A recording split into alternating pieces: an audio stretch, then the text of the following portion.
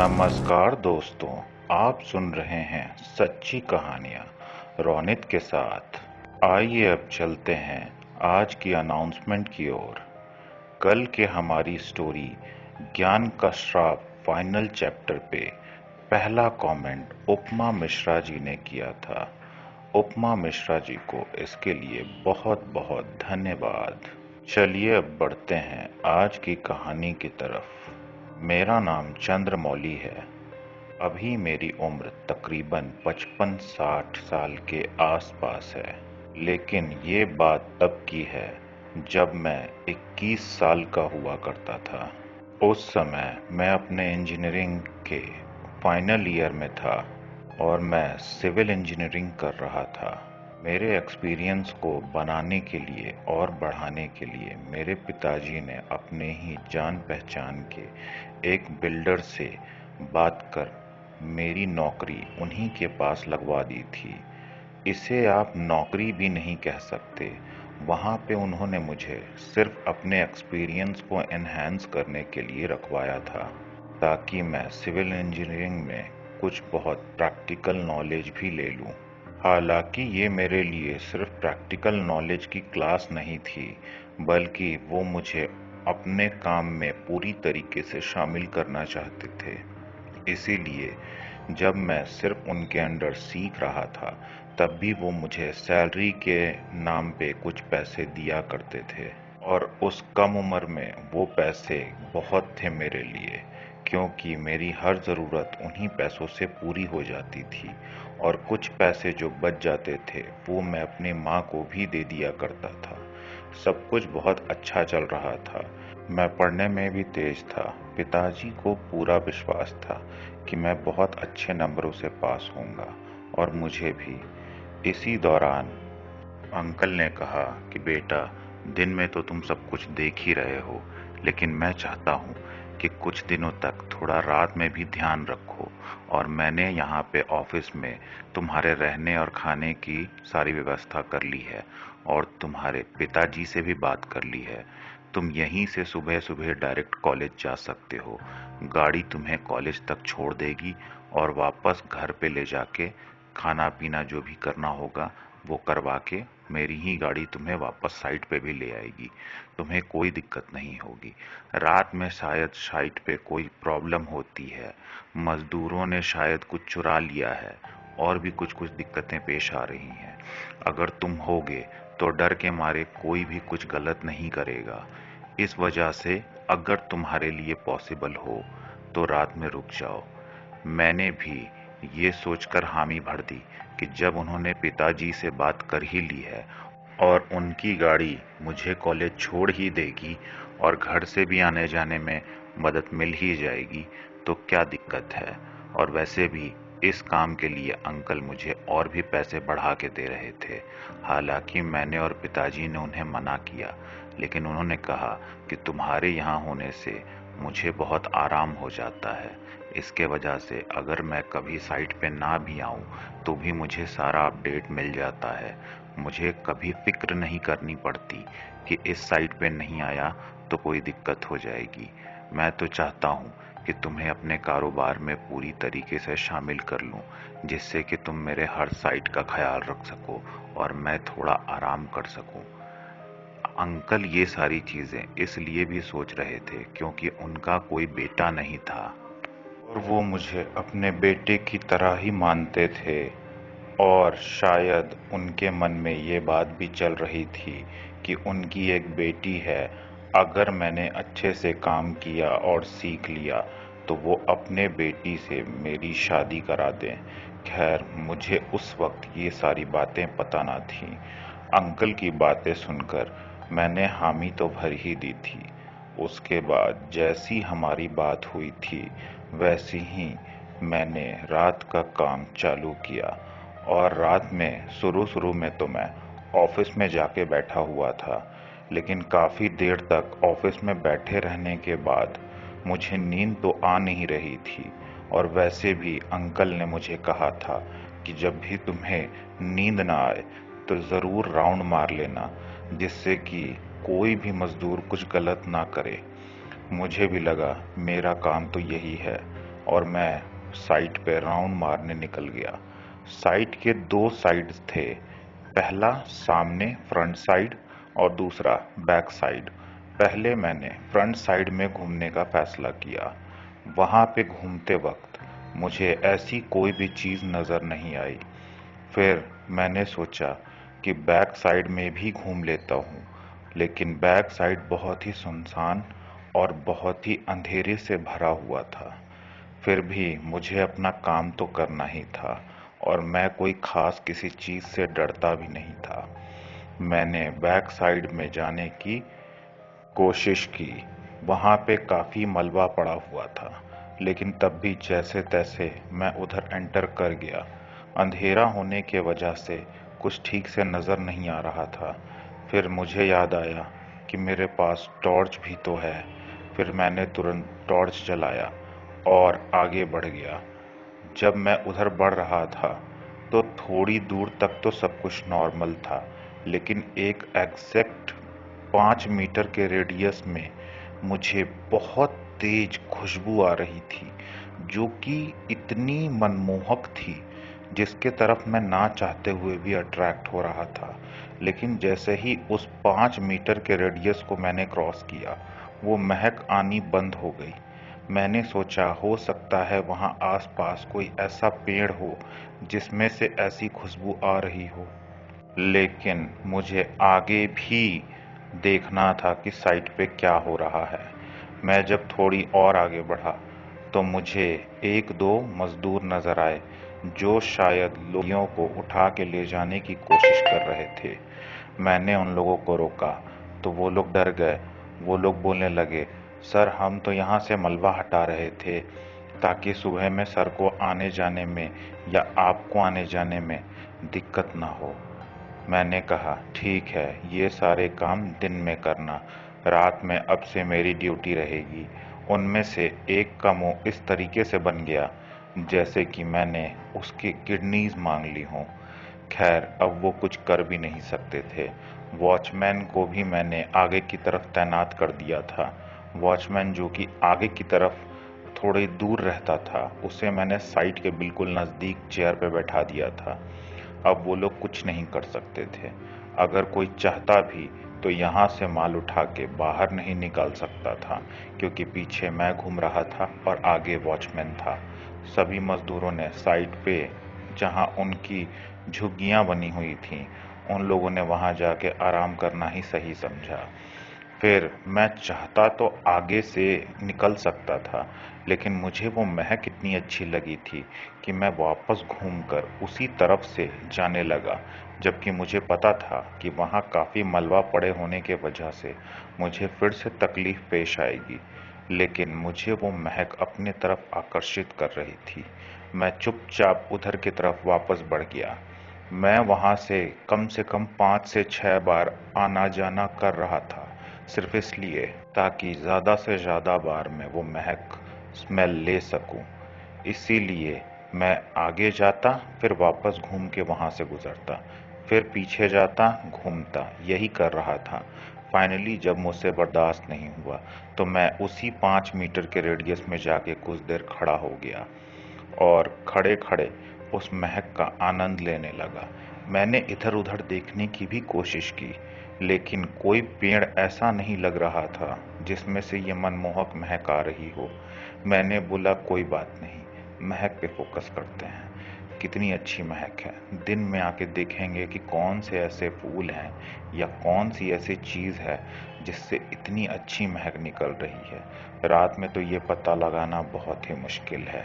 फिर मैं चुपचाप वहां से निकल गया और ऑफिस में जाके बैठ गया।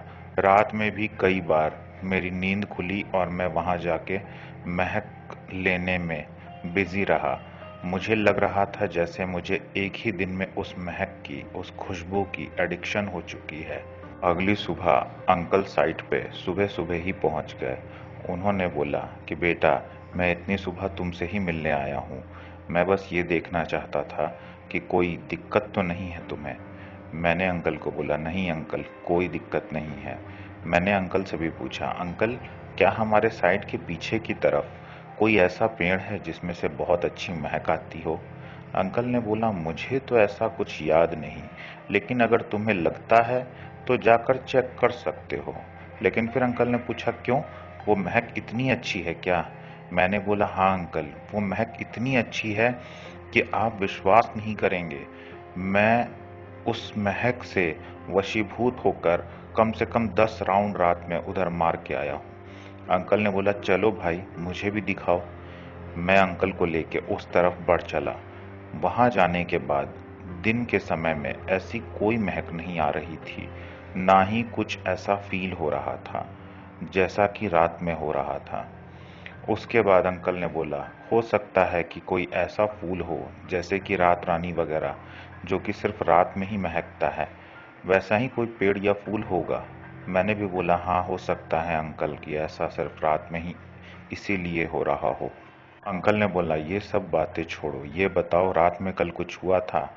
मैंने जो भी देखा था अंकल को बता दिया, लेकिन उन्हें काम से निकालने के लिए मना किया, क्योंकि उन मजदूरों ने जो किया था वो था तो वैसा ही जिसके वजह से उन्हें निकाल दिया जाए।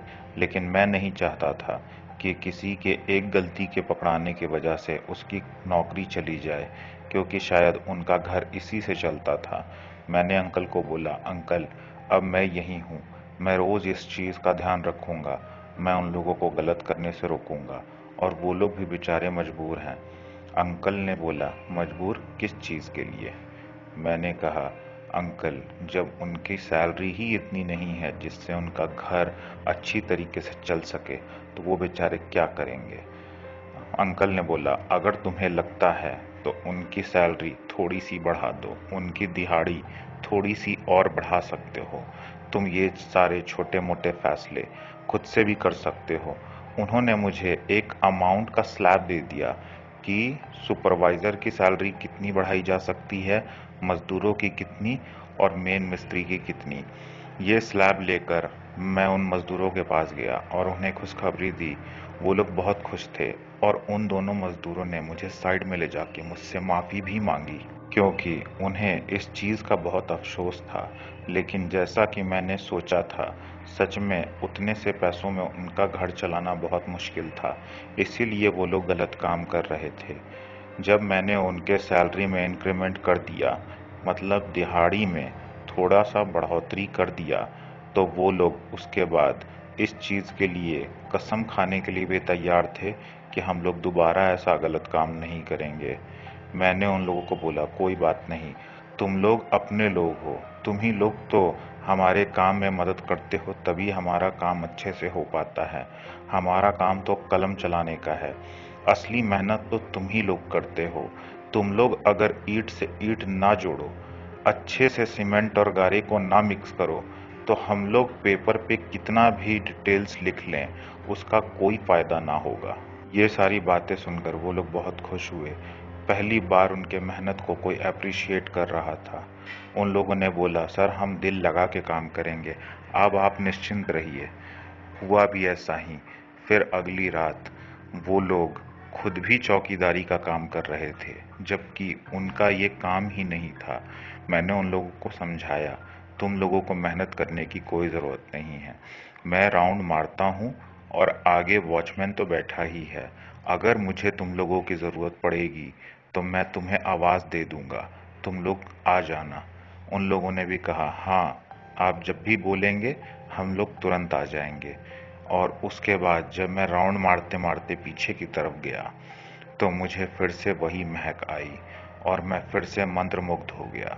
उस महक में जैसे कि कोई जादू था। मुझे इतना ज़्यादा अट्रैक्शन हो रहा था उस महक से कि मैं बता नहीं सकता। मैं बार बार उस महक की तरफ आकर्षित हो जाता था। इसी चक्कर में 10 या 12 राउंड तो आराम से मार दिया करता था। फिर 2 से 3 रात, 3 से 4 रात, 4 से 5 रात, मैं हर रात यही करता था। कई रातें बीत जाने के बाद एक रात जब मैं वहीं पे महक ले रहा था, तो मुझे किसी के पायल की आवाज़ सुनाई दी। मुझे लगा कि इतनी रात गए कोई लड़की या औरत यहाँ करेगी क्या, लेकिन मुझे ये देखना भी था कि आखिर कौन है जो इतनी रात गए यहाँ घूम रही है। फिर मेरे दिमाग में ये ख्याल आया कि हो सकता है जैसे मैं इस महक से आकर्षित हो रहा हूँ, कोई लड़की भी इस महक से आकर्षित होकर यहाँ तक आ गई हो। या फिर ऐसा भी हो सकता है कि किसी मजदूर की बहू या बेटी या बीवी वहाँ घूम रही हो, क्योंकि वो लोग रहते भी तो उसी साइड पे आगे की तरफ थे। तो यहाँ किसी औरत का आना नामुमकिन तो था नहीं। खैर, यही सारी चीजें सोचते सोचते मैंने उस लड़की को या औरत को देखने की बहुत कोशिश की। काफी मेहनत करने के बाद मुझे बहुत मुश्किल से उसकी एक झलक भर दिखी, जो कि देखकर मुझे बहुत अच्छा लगा। मुझे जैसे कि इसी महक के जैसा उस लड़की ने भी अपनी तरफ आकर्षित कर लिया था। लेकिन बीच में एक बाउंड्री थी जो कि हमारे साइड को दूसरे तरफ की जमीन से अलग करती थी। उस बाउंड्री की वजह से मैं उसके पास नहीं जा सका, क्योंकि इतनी रात में बाउंड्री कूदना बिल्कुल भी सही नहीं था, और खास करके उस लड़की के लिए, क्योंकि वो भी शायद इस हरकत से डर जाए या मुझे कोई गलत इंसान समझ ले। हालांकि इस महक और उस लड़की का आकर्षण था तो इतना जबरदस्त कि मैं बाउंड्री तो क्या, शायद कुछ और भी फांद के चला जाता। लेकिन ये मुझे उस वक्त ठीक ना लगा। लेकिन एक बहुत अजीब सी चीज हुई उस लड़की के वहां से जाते के साथ। आज वो महक भी वहां से चली गई थी। मुझे ये चीज समझ में नहीं आई कि उस लड़की से इस महक का क्या संबंध, या कहीं ऐसा तो नहीं कि जिस फूल से ये महक आ रहा था वो लड़की उस फूल को तोड़ के ले गई हो, जिसके वजह से यहाँ से महक भी चली गई। फिर मैंने सोचा कोई बात नहीं, कल दिन में एक बार फिर से चेक करता हूँ कि ऐसा कौन सा पेड़ है जिसमें इतने महकदार फूल खिलते हैं। अगर ऐसा कुछ होगा तो मैं भी उन फूलों के पेड़ को अपने घर पे लगा लूंगा, ताकि इस महक के लिए मुझे रोज रोज इतने पागलों की तरह इस मलबे से होकर गुजरना ना पड़े। इस महक को मैं अपने घर बैठे बैठे महसूस कर सकूं। दूसरी तरफ अंकल भी मेरे काम से बहुत खुश थे। उन्होंने मुझे शाबाशी देते हुए कहा, मुझे तो लग रहा है जैसे तुम बहुत जल्द सारा का सारा मेरा बिजनेस ही संभाल लोगे। मैंने अंकल से कहा, अंकल मुझे चने के झाड़ पे मत चढ़ाइए, अभी तो मेरी पढ़ाई भी पूरी होनी बाकी है। अगर आप अभी से ही मेरे दिमाग को पागल कर दोगे तो ऐसा ना हो मुझ में घमंड आ जाए। अंकल ने कहा, जो आदमी ये समझ सकता है कि घमंड जैसी चीज उसे नुकसान पहुंचाएगी, उस इंसान में घमंड कभी आ ही नहीं सकता। जो इंसान खुद को गलत नहीं मानता वही अपने में कभी सुधार नहीं करता। जो इंसान अपनी गलतियों को मानता है वो सुधरता भी है और दिन ब दिन बेहतर भी होता है। और तुम मुझे उन्हीं लोगों में से लगते हो। खुद की ऐसी बड़ाई सुनकर मुझे अजीब सा लग रहा था, लेकिन अंकल मानने के लिए तैयार न थे। शायद मैं उनके दोस्त का बेटा था, ये भी एक बहुत बड़ा वजह हो सकता है। लेकिन मैंने अंकल को यहीं रोकते हुए कहा, अंकल आप इतना टेंशन मत लीजिए, आगे की सारी चीज़ें मुझ पर छोड़ दीजिए। और इसके साथ साथ पढ़ाई भी यहाँ पे बहुत अच्छे से हो जाती है, क्योंकि रात के सन्नाटे में कोई भी मुझे वहाँ डिस्टर्ब नहीं करता था, इसीलिए पढ़ाई करना भी बहुत आसान था। वहाँ पे अंकल ने मेरे लिए खाने पीने की भी चीज़ें ला के रख दी थी, जिसके वजह से बहुत आसानी से मुझे अगर भूख लगे तो भी और प्यास लगे तो भी मुझे कहीं जाने की ज़रूरत नहीं थी। मैं आराम से पढ़ाई करता था और वहीं ऑफिस में एक बेड लगा हुआ था, उसी पे सो जाता था। मेरी पढ़ाई भी अच्छी चल रही थी और काम भी, और जो एक्सपीरियंस मिल रहा था उसके तो क्या कहने। और एक्सपीरियंस के साथ साथ वो महक का एक्सपीरियंस, वो तो सोने पे सुहागा, चेरी ऑन द टॉप। खैर, फिर से रात हुई और फिर से मैं पहुंच गया वहीं उस फूल की महक को लेने के लिए। लेकिन आज मेरे बहुत ढूंढने के बावजूद मुझे वो फूल ना दिखा, क्योंकि मुझे यही समझ में नहीं आ रहा था कि किस पेड़ में ये फूल हो सकता है जिसमें से ये महक आ रही है। और जब मैं बाउंड्री पे खड़े होकर उस पेड़ में से फूल को तलाश रहा था, तभी मुझे वो लड़की नीचे खड़ी हुई दिखी। क्योंकि मैं बाउंड्री पे खड़ा था और वो नीचे ज़मीन पे, तो मैंने बाउंड्री के ऊपर से उसे देखा। मैंने बोला, आप कौन हैं? तो उसने मेरे तरफ पलट कर देखा। उसकी खूबसूरती क्या बताऊं, लग रहा था जैसे अप्सरा खुद उतर कर जमीन पे आ गई हो। उसके लंबे बाल, काले घुंघराले लंबे बाल और कजरारी आंखें, और इतनी खूबसूरत जैसे कि क्या बताऊं। मैंने जब उससे पूछा कि आप इतनी रात में यहाँ क्या कर रही हैं, तो वो शर्माते हुए नीचे की तरफ देखने लगी और उसने बोला, मैं तो यहाँ रोज आती हूँ, लेकिन आप यहाँ क्या कर रहे हैं? मैंने कहा कि मैं तो इस साइट का नजर और देख रेख रखने वाला समझ लीजिए। तो उस लड़की ने कहा, आप ही इस साइट के इंजीनियर हो क्या? मैंने कहा, आपको कैसे पता? उसने कहा, मैं इस साइट पे कभी कभी दिन में भी घूमती हूँ। आपने शायद मुझे नहीं देखा हो, लेकिन मैंने आपको पहले देख रखा है। मैंने कहा, अगर आपने मुझे देखा तो मैंने आपको कैसे नहीं देखा? मैं इस शक्ल को भूल ही नहीं सकता। अगर आप साइट पे आती तो मुझे जरूर याद रहता। उसने कहा, नहीं, आपने मुझे नहीं देखा था। मैं थोड़ी दूर खड़ी थी, इसीलिए शायद आपकी नज़र मुझ पे नहीं पड़ी, लेकिन मैंने कई बार आपको देख रखा है। मैंने ये बात सुनकर अंदर ही अंदर एक मुस्कान भरी और सोचा कि अगर इसने मुझे देख रखा है तो बात करने में मुश्किल नहीं होगी।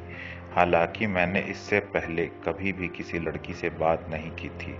इवन कॉलेज में भी हमारे ज़्यादा लड़कियां भी नहीं थी, लेकिन मुझे पता नहीं क्यों इस लड़की से बात करने का बहुत मन कर रहा था। मैंने ऐसा ही किया। मैंने बात आगे बढ़ाते हुए बाउंड्री पे बैठकर उससे बात करने लगा, और मैं बाउंड्री पे बैठकर पैर लटकाए हुए उससे बात कर रहा था। वो भी मेरे बातों का अच्छे से जवाब दे रही थी। मैंने उससे जो जो पूछा कि आप कहाँ रहती हैं, इतनी रात गए क्या कर रही हैं, सब कुछ बताते गई वो भी। उसके बाद मैंने उससे इजाज़त ली कि क्या मैं आपके पास आ सकता हूँ। उसने बोला, ठीक है, आ जाइए। मैं मान गया, और जैसे ही मैं बाउंड्री से उतरकर उसके पास पहुंचा, मुझे लगा जैसे ये जो महक मैं रोज फील करता था, जो महक मुझे पागल किए देती थी, वो महक इस लड़की में से ही आ रही है। मेरा तो दिमाग ही चकराने लगा। किसी लड़की में से ऐसे महक कैसे आ सकती है, जैसे कि वो कोई फूल हो, जैसे कि कोई महकदार गुलाब हो। खैर, मैंने कहीं सुन रखा था कि अप्सराओं में से गुलाबों की महक आती है। मुझे लगा कि कहीं ये सिर्फ देखने में नहीं, असली में भी तो अप्सरा नहीं है, और मैंने मजाकिया अंदाज में उससे ये पूछ भी दिया कि क्या आप कोई अप्सरा हैं? इतनी मनमोहक महक आप में से आ कैसे रही है? उसने बताया कि मैं एक स्पेशल गुलाबों से बना और कई सारे फूलों से बना इत्र लगाती हूँ, उसी इत्र का महक है ये। मैंने सोचा, ओह, हो सकता है, लेकिन अगर ये इत्र महक है तो फिर ये सिर्फ 5 मीटर के रेडियस में ही कैसे आती थी? और क्या ये जब मुझे नजर नहीं आती थी तब भी ये महक कैसे आती थी? मैंने इन सारी चीजों को पूछना शुरू किया। उसने बोला, मुझे देर हो रही है, मैं कल फिर आपसे मिलूंगी। आज के लिए बस इतना ही, बाकी के सवालों को कल के लिए रखिए। मैंने भी बोला, ठीक है, लेकिन अभी तक तो सब कुछ ठीक था, अचानक से तुम्हें लेट क्यों होने लगा? उसने कहा, बापू के जगने का समय हो गया होगा। अगर पिताजी जग गए तो मुझे बहुत मार पड़ेगी, इसलिए मुझे जल्द से जल्द घर पहुंचना पड़ेगा।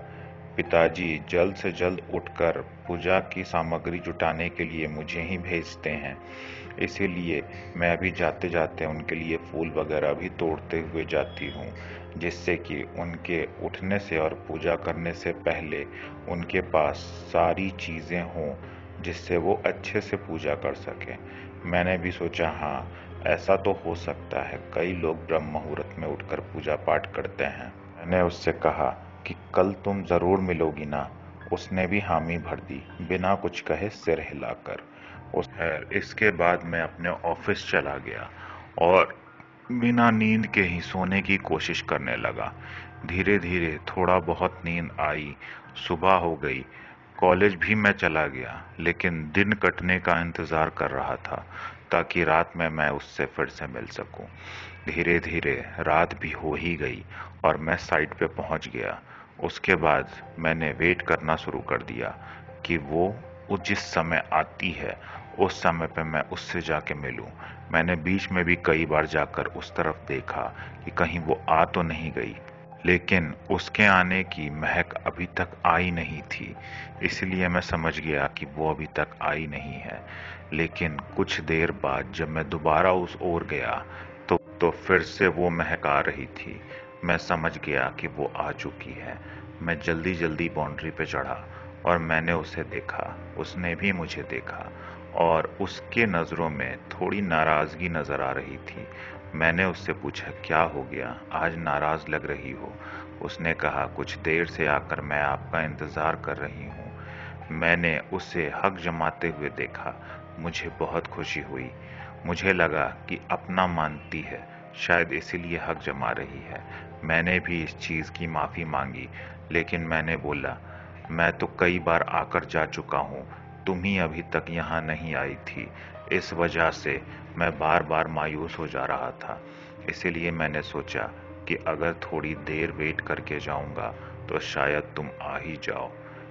उसने कहा, कोई बात नहीं। फिर उसने भी माफ़ी मांगी और मैंने भी बोला, कोई बात नहीं। खैर, खूबसूरत चीज़ों के लिए इंतज़ार तो करना ही पड़ता है। और ये घड़ी भी कितनी खूबसूरत है, ये पल भी कितना खूबसूरत है, और तुम तो कितनी खूबसूरत हो, मैं क्या बताऊं। मेरी बातें सुनकर वो शर्मा गई। फिर हम लोगों की बातें होने लगी। आज वो जाने के हड़बड़ी में नहीं थी, लेकिन काफी बातचीत होने के बाद मैंने ही उसे याद दिलाया कि शायद तुम्हारे पिताजी जगने वाले होंगे। जल्दी जाओ, मैं नहीं चाहता मेरी वजह से तुम्हें मार पड़े। उसने बोला, हाँ आप सही कह रहे हो, मैं तो भूल ही गई थी। वो चली गई।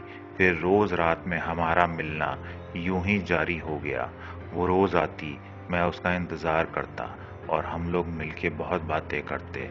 अब मुझे ही उसे याद दिलाना पड़ता था कि तुम्हें घर भी जाना है। हालांकि उसके जाने का पल मुझसे बर्दाश्त नहीं होता था, लेकिन मैं नहीं चाहता था कि वो मेरे वजह से मार खाए। लेकिन उसे जाना तो था ही। फिर मैंने सोचा, क्यों ना मैं अपने पढ़ाई के बाद इससे शादी ही कर लूं। फिर मुझसे बिछड़ने का कोई कारण ही नहीं बचेगा इसके पास। मैंने सोचा, किसी और से शादी की बात करने से पहले मैं इससे पूछ के देखता हूँ। मैंने काफी दिनों के मेल जोल के बाद आखिरकार उससे पूछने की कोशिश की कि क्या तुम मुझे पसंद करती हो। उसने हाँ में सिर हिलाया और नीचे की तरफ देखने लगी। मैंने बोला, मुझे भी तुम बहुत पसंद हो, क्या तुम मुझसे शादी करोगी? उसने मेरे तरफ देखा और उसके आंखों में आंसू भरे हुए थे। मैंने पूछा, क्या हो गया, क्या मैंने कुछ गलत कह दिया? कुछ ऐसा अगर किया हो जिससे तुम्हारा दिल दुखा हो तो मुझे माफ कर देना। उसने कहा, नहीं, आपने ऐसा कुछ नहीं किया, लेकिन मेरी शायदी आपसे शायद ना हो सके। और वो रो पड़ी। मैंने बोला, क्यों, क्या बात है? कोई ऐसी तकलीफ है जिसके वजह से तुम्हारे घर वाले मुझसे शादी के लिए नहीं मानेंगे? मैं अच्छे घर का हूँ, अच्छा कमा भी लूंगा और पढ़ाई तो मैंने कर रखी है। तो आखिर तकलीफ क्या है? क्या जाति धर्म में मानते हैं तुम्हारे घर वाले? उसने कहा, नहीं, बात ये नहीं है। लेकिन जो बात है, अगर मैंने आपको बता दी तो शायद आपका प्यार भी मेरे लिए खत्म हो जाएगा।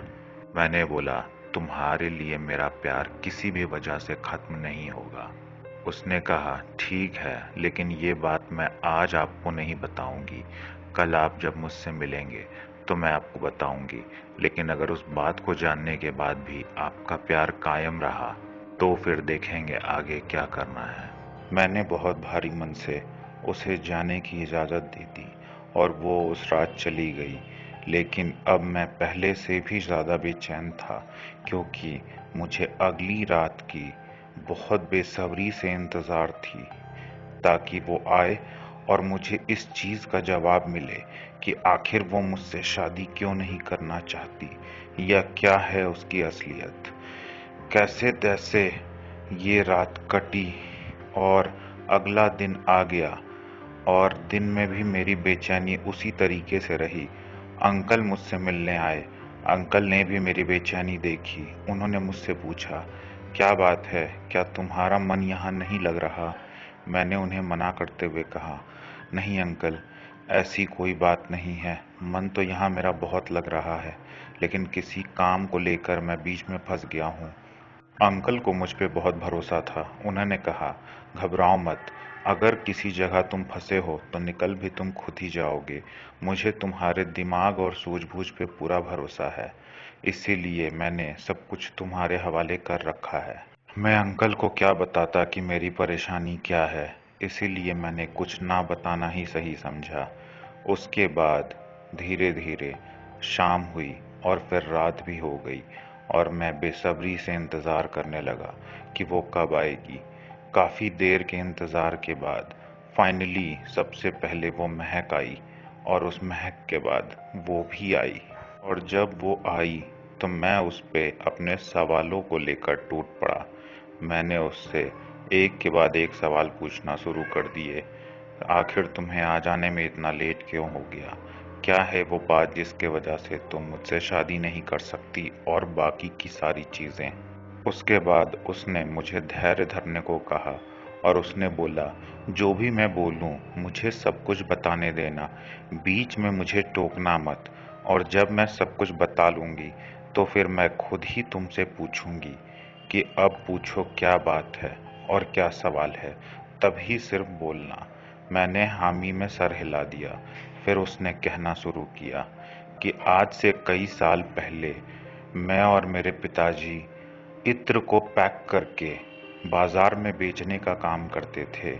मुझे बचपन से इत्र बहुत पसंद था, इसीलिए मैं हमेशा इत्र लगाती भी थी। और कुछ इत्र ऐसे थे जिन्हें आपस में मिक्स करके मैं नई खुशबुओं को भी तैयार करती थी। यही हमारा काम था और ये मुझे बहुत पसंद भी था। लेकिन यही सारी चीज़ें करते करते एक दिन एक व्यापारी से मुझे प्यार हो गया, जो कि इत्र का ही काम किया करता था। उसके बाद धीरे धीरे हमारा प्यार परवान चढ़ने लगा, और जब मैं उसके प्यार में इतनी दीवानी हो गई कि अब मुझे उससे किसी भी हद पे पार करके शादी करनी थी, तो फिर मैंने उसको कहा कि मुझे तुमसे शादी करनी है।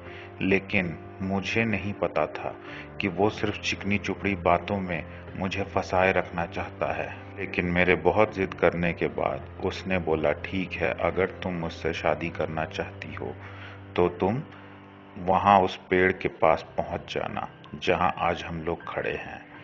मैंने भी हामी में सर हिला दिया और हमेशा की तरह जैसे कि मैं इत्र लगाया करती थी, उस रात भी मैं अच्छे से तैयार होके सज धज के और इत्र लगाकर वहां पहुंची। उसके बाद उसने मुझसे पूछा कि क्या तुम्हारा किसी ने पीछा किया था, क्या तुम्हें घर से निकलते वक्त किसी ने देखा था, और बाकी की सारी चीज़ें। जब मैंने उसे बताया, नहीं, किसी को भी नहीं पता कि मैं यहाँ आई हूँ, फिर उसने मुझे अपने नज़दीक बुलाया और मेरा गला घोंटकर मेरी जान ले ली। हालांकि मैं तो उससे प्यार चाहती थी, लेकिन उसने मुझे मौत दी। उसके बाद उसने मेरे बॉडी को वहीं छोड़ दिया।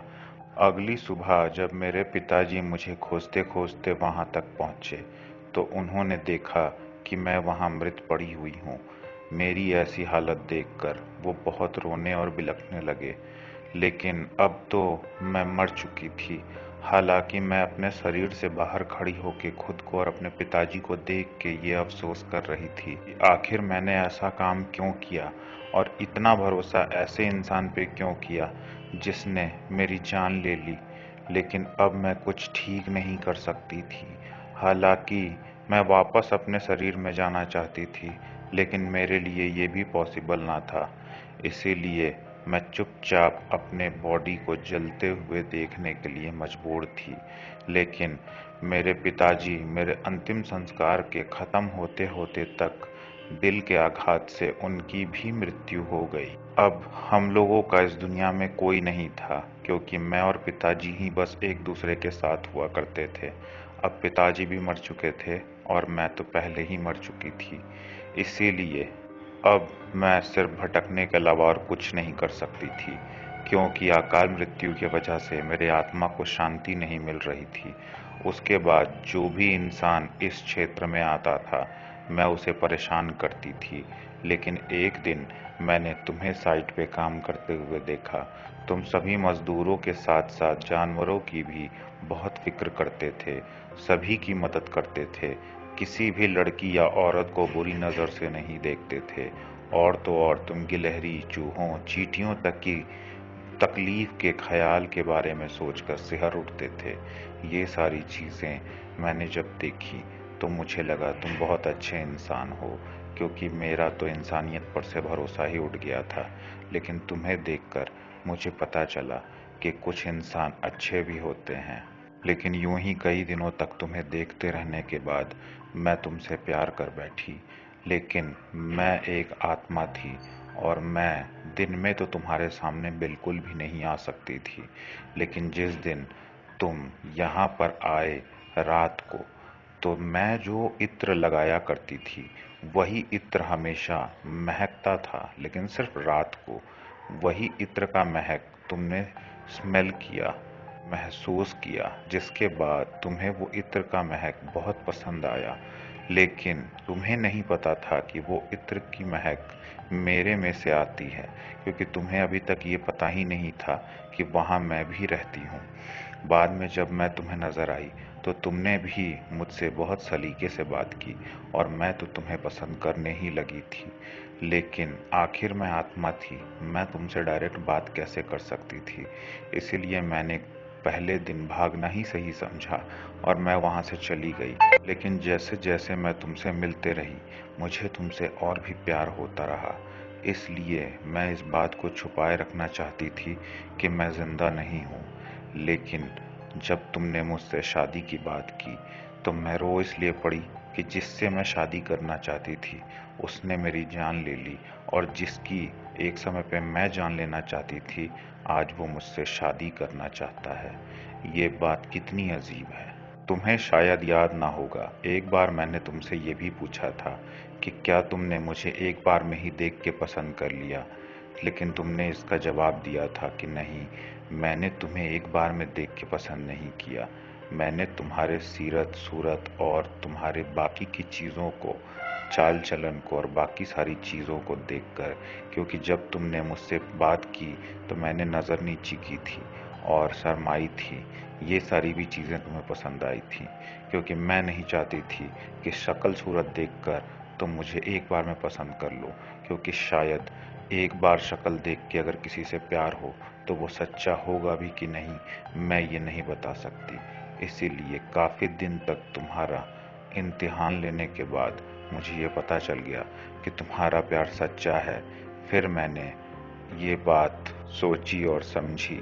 लेकिन जब तुमने शादी की बात की तो मुझे ये समझ में नहीं आ रहा था कि मैं तुम्हें कैसे बताऊं अपनी सच्चाई। लेकिन आज मैं तुम्हें सब कुछ बता रही हूँ। अगर इसके बाद भी तुम मुझे पसंद करते हो तो तुम वहीं खड़े रहो जहाँ तुम खड़े हो, और अगर तुम मुझसे पीछा छुड़ाना चाहते हो तो मैं तुम्हें परेशान नहीं करूँगी, तुम बस यहाँ से पलट के चले जाना। और ये बातें कहते कहते वो रो भी रही थी, क्योंकि उसे लग रहा था कि उसकी ये बातें सुनकर कि वो एक आत्मा है, मैं वहाँ से भाग खड़ा हूँगा। लेकिन जब उसने बात खत्म की और उसने मेरे तरफ देखा तब मैं वहीं खड़ा था, और मेरे आंखों से भी आंसू गिर रहे थे, क्योंकि उसकी दर्द भरी कहानी सुनकर मुझे भी बहुत तकलीफ हो रही थी। कैसे कोई इंसान किसी लड़की को या किसी भी इंसान को इस तरीके से धोखा दे सकता है। कैसे लोग अपने फायदे के लिए लोगों की जान लेने के लिए भी तैयार हो जाते हैं। मेरे समझ के बाहर थी ये चीज़ें। मैं उस इंसान से बदला लेना चाहता था, लेकिन ये सारी बातें सुनकर उसने मेरे तरफ मुस्कुराते हुए देखा और कहा, उस इंसान से बदला लेने की कोई ज़रूरत नहीं, क्योंकि उस इंसान को उसकी सज़ा मिल चुकी है। खैर उसकी बात छोड़ो, आप यहाँ से नहीं गए, यही बहुत बड़ी बात है। अब मैं आपकी दासी बन के रहूँगी। मैंने कहा नहीं, तुम मेरी दासी नहीं, तुम मेरी आत्मा बन के रहोगी। लेकिन इन सभी बातों के बाद उसने कहा, चाहे कुछ भी हो, लेकिन मैं एक आत्मा हूँ, मैं आपसे शादी तो नहीं कर सकती, तो क्या करेंगे हम लोग? मैंने कहा, हम लोग इसी तरीके से एक साथ रहेंगे और मैं ज़िंदगी में कभी शादी नहीं करूँगा। उसने मुझे समझाया कि नहीं, ये ठीक नहीं होगा कि मैं अपने मतलब के लिए आपको असली दुनिया से दूर कर दूँ। मुझे ये समझ में नहीं आ रहा था कि अब मैं करूँ तो क्या करूँ? वो मेरे दुनिया में आ नहीं सकती और मैं उसके दुनिया में जा नहीं सकता। हालांकि मैं उसके लिए मरने के लिए भी तैयार था, लेकिन वो इस चीज़ के लिए तैयार नहीं थी। वो साफ-साफ बोल रही थी कि अगर आपने इस बारे में सोचा भी कि आप मर जाएंगे, तो ये ठीक नहीं होगा, फिर बहुत गलत हो जाएगा और मैं तड़पती रह जाऊंगी। इसीलिए आपको जीना होगा मेरे लिए। मैंने भी हामी भर दी क्योंकि हमारे पास और कोई रास्ता ना था। उसके बाद कुछ समय ऐसे ही बीता और फिर अंकल की बेटी से मेरी शादी तय कर दी गई। मैंने उससे पूछा कि अब क्या करें? उसने कहा, कोई बात नहीं, आप शादी कर लीजिए, मैं यूं ही आपसे मिलती रहूंगी, मैं कभी आपसे दूर नहीं होंगी। मैंने भी ऐसा ही किया। मैंने अंकल की बेटी से शादी कर ली। उसके बाद जैसे नॉर्मल हस्बैंड और वाइफ साथ में रहते हैं, हम दोनों भी उसी तरह पति पत्नी की तरह साथ में रहने लगे। लेकिन हमेशा वो मुझसे मिलने आती थी और कई बार तो मेरे बीवी के शरीर में भी प्रवेश कर जाती थी, लेकिन मेरी बीवी को कुछ भी पता नहीं चलता था। लेकिन कई बार ऐसा करने के बाद उसने मेरे बीवी के शरीर में प्रवेश करने से मना कर दिया। उसने कहा, बार बार ऐसा करने से उसे भी नुकसान हो सकता है, इसीलिए हम लोग इसी तरीके से साथ में रहेंगे। मैं हमेशा आपसे मिलने आऊंगी। और ऐसा ही उसने अपने वादे को निभाते हुए किया। आज भी वो मुझसे मिलने आती है और उसका वादा है कि जब तक मैं नेचुरली अपनी मौत ना मरूं, तब तक वो मुझसे मिलने आएगी। खैर, आज की कहानी में बस इतना ही।